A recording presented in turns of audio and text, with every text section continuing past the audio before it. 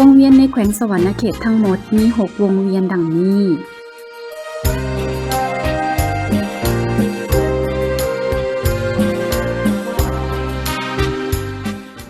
1. วงเวียนไดโนเสาร์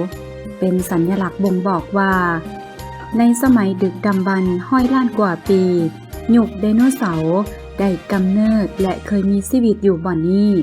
มีหลักฐานการขุดค้นเห็นอยู่แต่ละสถานที่ของแขวงหลายกว่าหมู่แม่นตั้งหวายลำทวายเมืองส้นนบุรีนากระปงเมืองอาจสะพรแก้งหลวงพลานไซและบ้านคันธจารย์เมืองไซภูทองเป็นต้น 2. วงเวียนอาเซียนเป็นสัญลักษณ์หมายถึงการร่วมมือทางด้านการค้าการลงทุนวัฒนธรรมสังคมและความมั่นคง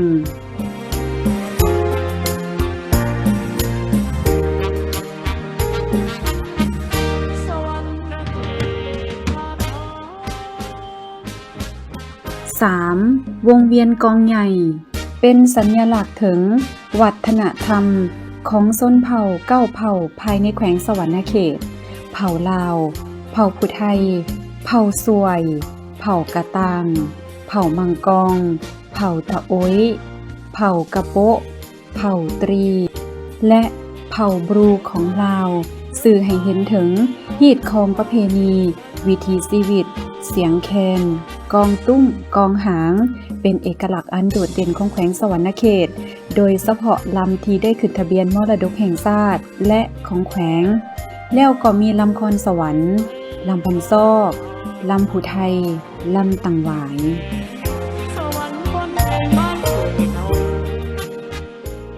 4. วงเวียนกระบองใหญ่เป็นสัญลักษณ์หมายถึงฮีตและประเพณีที่เคยปฏิบัติของเผ่าบรูและเผ่าอื่นๆที่อยู่ในแซงเดียวกันที่ใส่กระบองเป็นอุปกรณ์ในการดังไฟดังนั้นจึงได้เฮ็ดวงเวียนกระบองเพื่อเป็นสัญลักษณ์ของแสงสว่างแห่งการดำรงชีวิตการทำมาหากินในชีวิตประจำวันของทุกเผ่า 5. วงเวียนพาขวัญใหญ่เป็นสัญลักษณ์หมายถึงฮีตของประเพณีอันดีงามของชาวแขวงสวรรณเขตก็คือในทั่วประเทศการเอิ้นขวัญแม่นเป็นการให้กำลังใจแก่มนุษย์เฮาในการสร้างชีวิตการผ่านผ่าอุปสรรคต่างๆหรือได้รับผลสำเร็จแล้วนอกนี้ก็ยังใส่ผ้าขวัญเข้าในพิธีบาสีให้แก่คู่บ่าวสาวหรือผู้ที่จะจากบ้านเกิดเมืองนอนจากครอบครัวไปทำมาหากินหับใส่ชาติหับใส่สังคมหรือประสบผลสำเร็จกลับมาแล้วก็ต้อนรับสู่ขวัญเว้ารวมแล้วก็แม่นพิธีสูดขวัญเอิ้นขวัญเพื่อให้กำลังใจ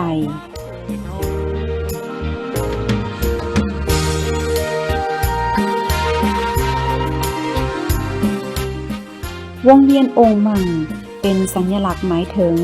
สัตว์ที่มีความเสี่ยงที่ใกล้จะสูญพันธุ์แต่ยังพบเห็นในแขวงสวรรณเขตมีหลายกว่าหมู่แม่นอยู่ที่เมืองส้นนบุรีเขตเสื่อมต่อในการทำมาหากินเขตเมืองพีนพลานไซสองคอนซึ่งได้มีองค์การจัดตั้งสากลเข้ามาช่วยเหลือในการปลูกจิตสำนึกให้พ่อแม่ประชาชนท้องถิ่นมีส่วนร่วมในการอนุรักษ์ปกปักรักษา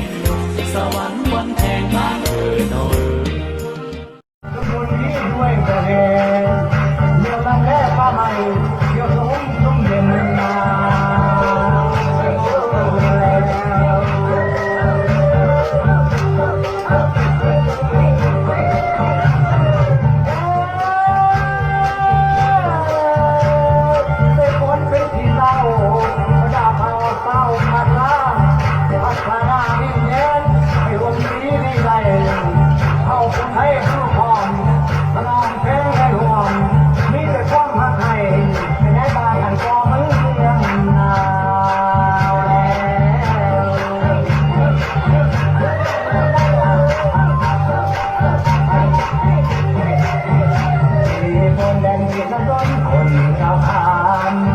นางกะวังน้องคุณเจ็บ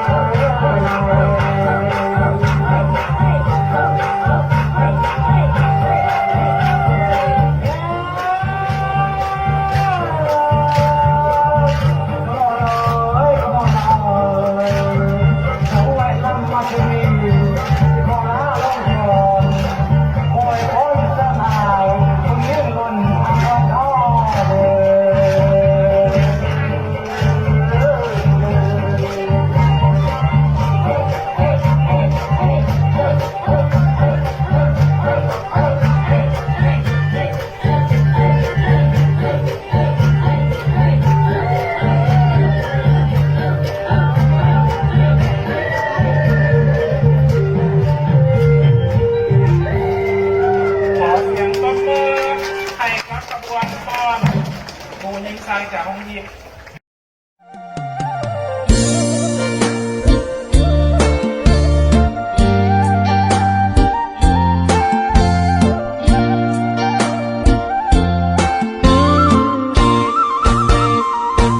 หากไปยามคืนแผ่นแดนดินเวลาหลุดลาวสวรรค์นาเขตหมู่ป่าหมู่เขายานลืมบ้านเก่าเมื่อเห็นเพื่อนใจเศร้าสวรรค์อาลีโอเพื่อรักษาบุญเสื้อสุขีของไว้ให้ลูกหลานใดสืบทอดตลอดมา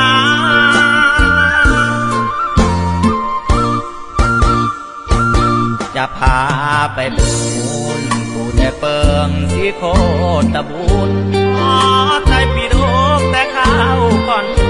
ถือว่ามีบุญจึงเห็นกับตาบึงใดโนเสาโงมังสนีลิงข้างคงสร้างป่าป่าไม่พ้นแสนห่างจะหาใส่แท้อัศจรรย์ทางหลวงเลขเก้าห้องห้อยสมอละพุ่มเก่าเบิ่งยินสามเสาเบิ่งน้ำเก่าแหวเสียงโตนตาน้ำดังไกลแค่หินปากให้อาไปหอดแท้ลืมความแก่เมื่อแน่อดโซ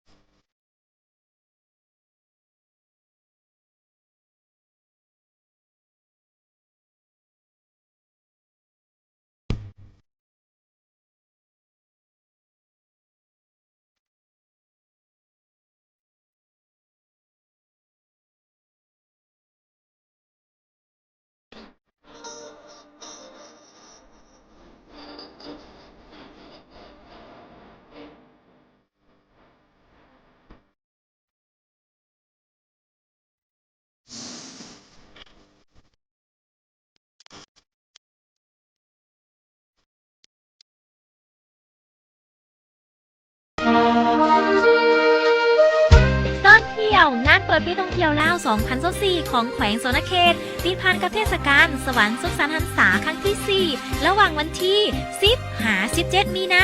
2024 นี้ ความคึกคืนความมวลซื่นภาพความทรงจำในอดีตของตัวเมืองคันธบุรี หรือนครไกรสอนพรหมวิหารในปัจจุบันกำลังจะหวนมาอีกครั้ง ดินแดนแห่งมนต์เสน่ห์สวรรค์มีกลิ่นอายที่ฐานสัมผัสใดด้วยบรรยากาศและความรู้สึกฐานจะห้องออกมาว่า โอ้ สวรรค์ ภายในงานฐานจะได้พบกับการแต่งกายแบบย่อนยุคเฮียนหู้วิถีชีวิตแบบดั้งเดิมของสาวสนเขต ภายในงานท่านยังจะได้หับชมหมอลำเลืองหนังปลัดตื้อที่หาชมได้ยากใกล้ยศิลป์ลำวงย้อนยุคและคอนเสิร์ตรวมทั้งกิจกรรมอื่นๆ อีกหลายอย่าง นอกนี้ท่านยังจะได้หับส้มหับซิมอาหารและเครื่องดื่มที่หลากหลายที่มีเอกลักษณ์ของชาวสวรรค์และเลือกซื้อของฝากของที่ระลึกของดีจากเมืองต่างๆ 14 เมือง1นครอ้อมข้างแขวง อย่าลืมมาห่วมงานเปิดปีท่องเที่ยวลาว 2024 ของแขวงสวรรณเขต ติดพันกับเทศกาลสวรรค์สุขสันต์หันษาครั้งที่ 4 ในระหว่างวันที่ 10 ถึงวันที่ 17 มีนา 2024 นี่ มันแข็งคงสวรรค์สู่ชนเลื่อยมารักษาเหนือกว่าสีวาก้าวเดินสิ้นสาย ขอเชิญส่วนบรรดามวลชนแขกทุกภาคส่วนทั้งภายในและต่างประเทศบรรดามีนักแฟนเหือบ้านใกล้ชิดมิตรใกล้เคียงมาห่วมมวลห่วมซื่นห่วมสมห่วมเชียร์การแข่งขันสีพายเฮือสวงประเพณีประจำปีพุทธศักราช 2568 หรือปีคริสต์ศักราช 2025 นี้ที่ติดพันกับงานเทศกาลลอยกระทงของชาวบ้านโน้นไฟอยู่ที่หนองสะใหญ่รวมของบ้านโน้นไฟเมืองสองคอนแขวงสวรรณเขตในระหว่างวันที่ 4 หาวันที่ 5 ปัจจิกปี 2025 นี้ บ้านโนนฝายสองกลุ่มใหญ่นำใจสามัคคีประเพณีสวงเหือลอยกระทงนกชาใหญ่พระเจ้าแสนชัยเสวลาห้อยพระบาทแห่งนั้นมาเจ้าข้าพเจ้าไกรซ้อนดำลุกบุญคณะภาคทานกลุ่มบ้านที่ 1เลขาภาคบ้านนายบ้านบ้านโนนฝายในนามประธานจัดงานขอเชิญชวนบ้านไก่ชิดมีไก่เคียงภายในและต่างประเทศหรือว่าบ้านไก่เคลื่อนเคียงพ่อค้าชาวขายเขามาห่วมวางสินค้าแสดงปีนี้พวกเฮาจะได้เริ่มวางสินค้าแสดงเริ่มแต่วันที่30 เดือนฮอดวันที่ 5เพราะว่าปีนี้งานประจำปีของเฮาถือว่าติดพันกับเดือน12เพ่งเนาะวันคงกับวันที่5ดังนั้นเพราะว่าพวกเฮาก็ได้อยากเชิญนักสิพายบรรดาทั้งหลายเขามาร่วมวัดสีมือเรียกว่าแข่งขันอยู่สนามน้องสาใหญ่ของบ้านไฟเฮาชิงคันของทานเลขาคณะบริหารงานภาคเมืองสองคอนนับแต่วันที่เนาะพวกเฮาเป็นมือคัดรอบในวันที่5เนี่ยเป็นมือเปิดเป็นทางการทั้งนั้นพวกเฮาขอเชิญชวนบ้านไก่ชิดมีไก่เคียงภายในและต่างประเทศทุกภาคส่วนเนาะเขามาร่วมในพวกเฮาในปีนี้พวกเฮามีการจัดชั้นวางสินค้าตลาดแต่ว่ามีการวางสินค้าหลายอย่างหลายแนวเนาะก็ขอเชิญชวนเขามาเที่ยวมาชมมาวางสินค้าหรือว่ามาจัดชั้นตลาดนัดเนาะนับไปวันที่30จนฮอดมือเปิดงานวันที่4ที่5ดังนั้นเนาะข้าพเจ้าก็ขอเชิญชวนบ้านไก่ชิดมีไก่เคียงภายในและต่างประเทศทุกภาคส่วนเนาะเขามาร่วมในพวกเฮาเสนอมาที่นี้ข้าพเจ้าก็บ่มีหยังหลายเนาะขอขอบใจนำบรรดานักธุรกิจผู้สนับสนุนบรรดาห้างร้านต่างๆผู้กระทำคำสู้ผู้อยู่เบื้องหลังหรือว่าชุกอยู่ประกอบส่วนเขาในงานของเฮาเฮ็ดให้งานของเฮาราบรื่นหรือว่าเกิดขึ้นทุกปีที่เฮาได้จัดมาดังนั้นมานี่ข้าพเจ้าก็มีหยังขออวยพรชัยให้บรรดาทุกภาคส่วนที่ได้เป็นเจ้าภาพนำของเฮาขอขอบใจ อย่าลืมอย่าพลาดหาโอกาสมาห่วมมวลห่วมซื่นห่วมสืบสานประเพณีวัฒนธรรมอันดีงามของท้องถิ่นของพี่น้องชาวบ้านโน้นไฟเมืองสองคอนแขวงสวรรณเขตกันให้หลายๆเด้อ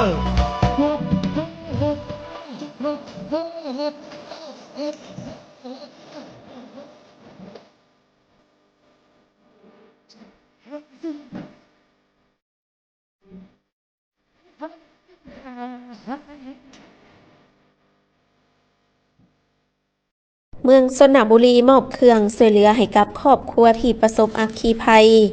ในวันที่24ตุลา2025ของการแรงงานและสวัสดิการสังคมเมืองสระบุรีแขวงสวรรณเขตได้จัดพิธีมอบเครื่องช่วยเหลือครอบครัวที่ถูกไฟไหม้เฮือนในจำนวน2บ้านคือบ้านอาลาง1ครอบครัวบ้านวังคนคำ1ครอบครัวเหตุให้เกิดความเสียหายมีเฮือน2หลังพร้อมด้วยทรัพย์สินภายในเฮือนอีกจำนวนหนึ่งโดยการมอบของท่านนางกรแก้วกินารีกรรมการผักเมืองหัวหน้าของการแรงงานและสวัสดิการสังคมเมืองและหับโดยครอบครัวผู้ที่ได้รับผลกระทบและมีอำนาจการปกครองบ้านทั้งนี้ก็เพื่อให้กำลังใจและบรรเทาความทุกข์แก่ครอบครัวที่ถูกผลกระทบเครื่องที่มอบในครั้งนี้ประกอบมีข้าวสารเครื่องอุปโภคศาสตร์หมอนสังกะสีเหล็กตะปูผ้าห่มมุ้งรวมมูลค่า6,220,000 กีบโอกาสดังกล่าวท่านนางกรแก้วกินารีหัวหน้าของการแรงงานและสวัสดิการสังคมเมืองก็ได้มีคำเห็นและยังได้แสดงความเป็นห่วงเป็นใยถึงชีวิตการเป็นอยู่ของครอบครัวที่ประสบอัคคีภัยและท่านยังได้กล่าวว่าบ่ว่าเวลาใดภาครัฐก็คืออำนาจการปกครองของแขวงและเมืองได้มีความเป็นห่วงเป็นใยถึงชีวิตการเป็นอยู่ของพ่อแม่ประชาชนที่ประสบเคราะห์ร้ายต่างๆโดยการปลุกระดมขนขวายทุนฮอนเพื่อจัดซื้อวัตถุสิ่งของเพื่อมาช่วยเหลือบรรเทาทุกข์ต่อประชาชนผู้ที่ประสบภัยต่างๆให้มีชีวิตการเป็นอยู่ที่ดีขึ้น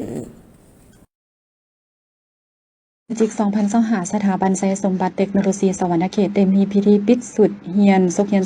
2024-2025และวางแผนการศึกษาศุกร์เรียน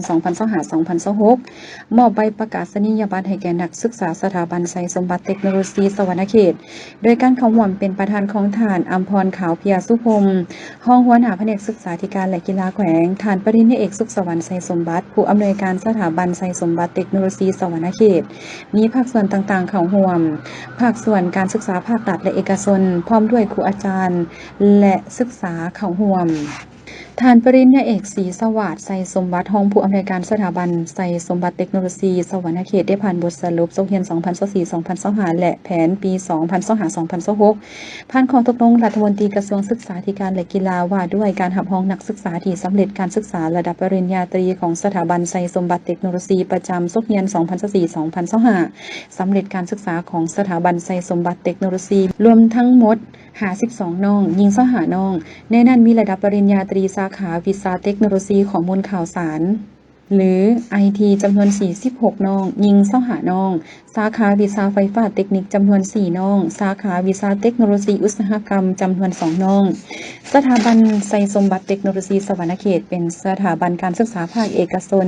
ที่เน้นให้ผู้เรียนรู้กลายเป็นนายสร้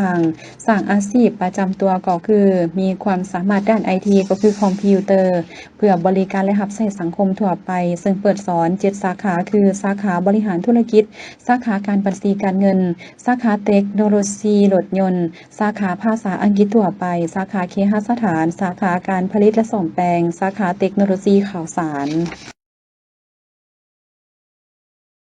ศาลาผักเย็นน้ำบุ้ยบ้านหนองแปนเมืองอุทุมพรเป็นแหล่งท่องเที่ยวทางธรรมชาติที่น่าไปสัมผัสเมืองอุทุมพรแขวงสวรรณเขตกำลังสืบต่อพัฒนาแหล่งท่องเที่ยวแบบวงแหวนอยู่ภายในเมืองซึ่งมีหลายจุดที่น่าสนใจเขตทางเลข10โดยเฉพาะแหล่งท่องเที่ยวทางธรรมชาติและวัฒนธรรมที่ติดพันกับเหตุการณ์ทางประวัติศาสตร์ซึ่งวันที่4 พฤศจิกายน 2025ของการวัฒนธรรมและการท่องเที่ยวเมืองอุทุมพรได้สืบต่อความพยายามในการปรับปรุงและพัฒนาแหล่งท่องเที่ยวแบบวงแหวนหรือแบบครบวงจรที่ตั้งอยู่ในเขตพื้นที่ใกล้กันของเมืองเพื่อเสริมสร้างท่าแห่งดึงดูดนักท่องเที่ยวและส่งเสริมเศรษฐกิจท้องถิ่นแผนการพัฒนาครั้งนี้ความเอาระยะทางประมาณ25 กิโลเมตรเริ่มต้นจากจุดตัวเมืองอุทุมพรสามเหลี่ยมปิ้งไก่ลาดเซโนจนถึงจุดลงสำรวจศาลาผักเย็นน้ำบุ้ยเส้นทางท่องเที่ยวแบบวงแหวนนี้มีจุดประสงค์เพื่อเชื่อมโยงจุดท่องเที่ยวต่างๆเข้าในระบบเดียวกันเห็นให้นักท่องเที่ยวสามารถได้ประสบการณ์ที่สมบูรณ์และครบถ้วน การสำรวจครั้งนี้นำพาด้วยฐานคำผันสุนีหนุวงศาหัวหน้าของการวัฒนธรรมและการท่องเที่ยวเมืองพร้อมทีมงานนักวิชาการจากองค์การที่เกี่ยวของอ้อมขางเมืองได้เข้าร่วมสำรวจด้วยฐานคำผันสุนีหนุวงศาหัวหน้าของการวัฒนธรรมและการท่องเที่ยวเมืองว่ายุทธที่ลงสำรวจกวดกาครั้งนี้แม้นได้ลงสำรวจสถานที่บ่อนจะได้บุกเบิกบ่อนจอดรถใหญ่พร้อมทางให้อนามัยตามทางเขาสถานที่ศาลาผักเย็นน้ำบุ้ยและบริเวณภายในเดินลงกวดกาวัดแทกคืนขอบเขตเนื้อที่ดินเพื่อจะออกใบตาดินเป็นดินวัฒนธรรมในเนื้อที่10 กว่าเฮกตาร์อีกอย่างก็เพื่อกะเกียมในการจัดงานเปิดแหล่งท่องเที่ยวศาลาผักเย็นน้ำบุ้ยที่จะจัดขึ้นในมอนี้บ่อนดังกล่าวเป็นจุดท่องเที่ยวที่มีคุณค่าทางด้านวัฒนธรรมธรรมชาติและมีความติดพันกับประวัติศาสตร์ท้องถิ่นอย่างลึกซึ้งพื้นที่เหล่านี้มีทัศนียภาพที่สวยสดงดงามและมีความสำคัญทางประวัติศาสตร์ท้องถิ่นอย่างลึกซึ้งพื้นที่เหล่านี้มีทัศนียภาพที่สวยสดงดงามและมีความสำคัญทางประวัติศาสตร์ที่สามารถดึงดูดนักท่องเที่ยวทั้งในและต่างประเทศได้เป็นอย่างดีซึ่งสิ่งที่มหัศจรรย์และคงไว้ความโดดเด่นทางธรรมชาติแม่นน้ำบุ้ยหรือน้ำออกบ่อเมืองอุทุมพรสำเร็จการแข่งขันส่วงเรือประจำปี 2025 ที่อ่างเก็บน้ำบ้านอุดมมีไซอย่างคึกคืนม่วนซื่นเมืองอุทุมพรได้จัดการแข่งขันส่วงเรือประจำปี 2025 ขึ้นอย่างคึกคืนม่วนซื่นที่อ่างเก็บน้ำบ้านอุดมมีไซซึ่งมีมวลชนภายในเมืองและต่างเมืองเขาร่วมรับชมร่วมเชียร์อย่างหลวงหลายท่านคำผันสุนีหนุวงศาหัวหน้าของการวัฒนธรรมและการท่องเที่ยวเมืองตั้งหน้าให้อนุกรรมการจัดงานแข่งขันรายงานว่าการแข่งขันส่วงเรือประเพณีที่อ่างเก็บน้ำบ้านอุดมมีไซปีนี้มีทีมเรือส่วงเขาร่วมแข่งขันมี2หุ่นคือหุ่นทั่วไปมีทั้งหมด16ทีมแต่ละทีมแม่นมีนักสีพาย7คนการแข่งขันแบ่งออกเป็น4สายและหุ่นการนำมีทั้งหมด4ทีมการแข่งขันแม่นพบกันหมดของแต่ละทีมในแต่ละสายซึ่งจะได้คัดเลือกเอาที่1และที่2ของแต่ละสายเข้ารอบต่อไปเพื่อชิงเอาขันรางวัลของท่านเจ้าเมืองคือรางวัลที่1เงินสด2 ล้านกีบพร้อมขัน1หน่วยรางวัลที่2เงินสด1 ล้าน5แสนกีบพร้อมขัน1หน่วยที่3เงินสด1 ล้านและที่4เงินสด5แสนกีบโอกาสดังกล่าวท่านโพไซอินทวงศารักษาการเจ้าเมืองประธานจัดงานกล่าวว่าการจัดงานบุญประเพณีส่วงเรือประจำปีนี้ก็เพื่อส่งเสริมและดึงดูดการท่องเที่ยวการค้าการขายการลงทุนภายในเมืองและเป็นการดึงดูดนักท่องเที่ยวภายในและต่างประเทศเข้ามาท่องเที่ยวและลงทุนอยู่เมืองอุทุมพรให้หลายขึ้นเพื่อกระตุ้นสุขยู่เศรษฐกิจของเมืองให้มีการเติบใหญ่ขยายตัวนอกจากการแข่งขันส่วงเรือแล้วก็ยังเป็นการสร้างความสามัคคีสร้างความเบิกบานม่วนซื่นให้กับประชาชนภายในเมืองก็คือเมืองใกล้เคียงที่กำลังขุนเขียวเก็บเมี่ยนเขานาปีของตนให้ท่วงทันกับฤดูการผลิตซึ่งการแข่งขันส่วงเรือแม่นจะได้ดำเนินไปเป็นเวลา2 วันเต็มนับแต่วันที่31 ตุลาหาวันที่1 พฤศจิกายน 2025ก่อนจะเข้าสู่พิธีเปิดงานบุญประเพณีแข่งขันส่วงเรือยังได้รับชมการแสดงศิลปวรรณคดีจากสหพันธ์แม่หญิงบ้านไซอุดมสหพันธ์แม่หญิงเมืองและจากโรงเรียนมัธยมตอนต้นเซโนตืมอีกสำหรับผลของการแข่งขันส่วงเรือประจำปีนี้ที่บ้านอุดมมีไซหุ่นทั่วไปได้แก่ทีมเรือส่วงมุกดาเจริญยนต์ได้หับเงินสด2 ล้านกีบพร้อมขัน1 หน่วยที่2ทีมเรือส่วงมอดลงศพบ้านนาได้หับเงินสด1 ล้าน5แสนกีบพร้อมขัน1 หน่วยที่3ได้แก่ทีมเรือส่วงบ้านอุดมมีไซเจ้าภาพได้หับเงินสด1 ล้านและที่4ทีมเรือส่วงซื่อสัตย์ขายสิ้นเถาแก่น้อยได้หับเงินสด5แสนกีบหุ่นการนำของเมืองได้แก่ทีมเรือส่วงกองบัญชาการทหารเมืองได้หับเงินสด2 ล้านกีบพร้อมขัน1 หน่วยที่2ทีมเรือส่วงของการสาธารณสุขเมืองได้หับเงินสด1 ล้าน5แสนกีบพร้อมขัน1 หน่วยที่3ทีมเรือส่วงจากกองบัญชาการป้องกันความสงบเมืองได้หับเงินสด1 ล้านและที่4ทีมเรือส่วงจากของว่าการเมืองหับเงินสด5แสนกีบซึ่งพิธีแม่นได้จัดขึ้นอย่างเป็นทางการในตอนเช้าวันที่1 พฤศจิกายน 2025ที่อ่างเก็บน้ำบ้านอุดมมีไซเมืองอุทุมพรโดยการเข้าร่วมของท่านโพไซอินทวงศารักษาการเจ้าเมืองอุทุมพร 2025ได้มีพิธีเปิดบริการตลาดบ้านแกงเฮ็ดแห่งใหม่โดยการเข้าร่วมของท่านภูมิเงินจันทสอนรักษาการเจ้าเมืองไซบุรีท่านนางจันสมรอินทิราชหัวหน้าคณะจัดตั้งเมืองพร้อมด้วยคณะประธานมีหัวหน้าของการคณะของการอ้อมขังเมืองคณะปกครองบ้าน17บ้านอ้อมขังที่ขึ้นกับคณะภาคฐานกลุ่มบ้านเครือเขากาดพ่อค้าเช้าขายพร้อมด้วยการจัดตั้งทุกภาคส่วนและประชาชนบ้านแกงเฮ็ดเขาร่วมในพิธีท่านอวมบุภาวงศ์นายบ้านแกงเฮ็ดได้กล่าวรายงานการจัดตั้งปฏิบัติการจัดสรรตลาดบ้านแกงเฮ็ดแห่งใหม่ว่าระยะผ่านมาอำนาจการปกครองบ้านแกงเฮ็ดได้ประสานสมทบกับคณะกรรมการรับผิดชอบจัดสรรตลาดบ้านแกงเฮ็ดแห่งใหม่เนื่องจากตลาดที่ตั้งอยู่ปัจจุบันแม่นบ่เหมาะสมอยู่บริเวณแคมทาง4แยกมีความเสี่ยงต่อการเกิดอุบัติเหตุดังนั้นการนำภาครัฐก็คือการจัดตั้งเมืองจึงให้ทิศสี่นำในการจัดตั้งปฏิบัติยกย้ายห้านค้าอยู่ตลาดบ่อนเก่าจำนวนหนึ่งไปอยู่บ่อนใหม่ที่ทางบ้านและคณะกรรมการได้จัดสรรไว้ให้ในปัจจุบันผู้ประกอบการห้านค้าห้านขายที่มาจับจองเนื้อที่และปลูกห้านขายเครื่องอยู่ตลาดแห่งใหม่นี้มีจำนวนทั้งหมด23ห้านมีห้านขายเครื่องย่อยห้านขายเฟอห้านขายของกินซุปห้านขายผักห้านขายหมากไม้ห้านขายอาหารแส่แข็งห้านขายซีนซึ่งมีมูลค่าการก่อสร้างทั้งหมด180ล้านกีบซึ่งเป็นทุนส่วนบุคคลสำหรับทุนของบ้านจำนวนหนึ่งแม่นสายไฟฟ้าบุกเบิกเนื้อที่ดินมูลค่า39ล้านกีบฐานภูเงินจันทสอนรักษาการเจ้าเมืองไซบุรีกองยังได้แสดงความย่องยอสมเสยต่อคณะรับผิดชอบการจัดสรรตลาด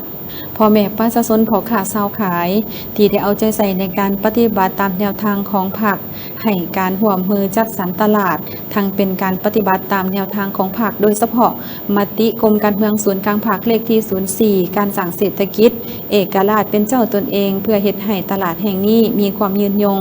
ต้องร่วมมือร่วมแรงร่วมใจกันรักษาความเป็นระเบียบเรียบร้อยเพื่อดึงดูดผู้มาซื้อมาขายเพื่อเป็นขีดหมายของการเปิดน้ำใส้ตลาดแกงเฮ็ดและเพื่อความเป็นสิริมงคลคณะประธานก็ได้ร่วมตัดแถบผ้าลั่นของ9 บาท